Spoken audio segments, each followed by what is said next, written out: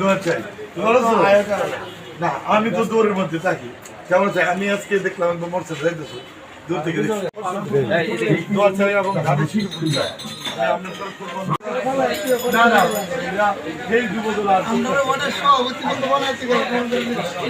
আপনাদের কাছে অগ্রিম দোয়া চাইতে আসছি, পাশাপাশি ধানের শীষে ভোট চাই।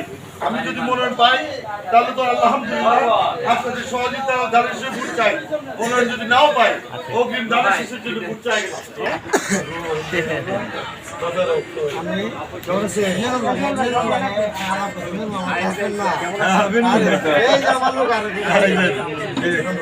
দোয়া চাইতেছি, অনেক সুন্দর ভোট চাই, দোয়া চাই, ভোট চাইতেছি আর দোয়া চাইতেছি, মনোনয়ন চাইতেছি, মনোনয়ন করতেছি। আমি ধানের শীষে মনোনয়ন চাইতেছি, যেহেতু সারা জীবন রাজনীতি করছি।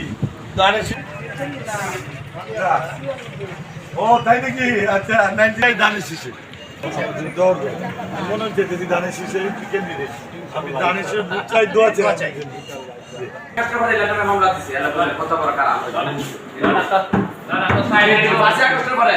তারা একটা ষড়যন্ত্র করে, তারাই খুব কম মনোনয়ন করতেছি। আমি দোয়া চাই আর ভোট চাই, ধানের শীষে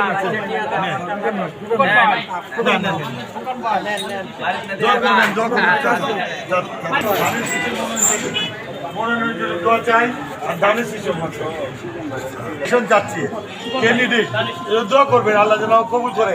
আবার ধানের শীষে ভোট চাই গেলাম অগ্রিম। সবাই দোয়া করবেন, খুবন ভাই করতেছি দোয়া চাই আর ধানের শীষে ভোট চাই।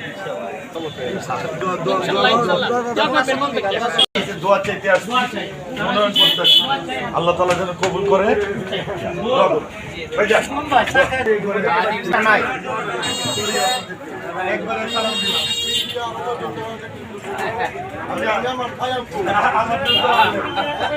আমি রাষ্ট্র কাঠামো মেরামতের জন্য আমাদের প্রিয় নেতা ভারপ্রাপ্ত চেয়ারম্যান তারেক রহমান সাহেবের নির্দেশনা 31 দফা নিয়ে আমরা মাঠে কাজ করছি।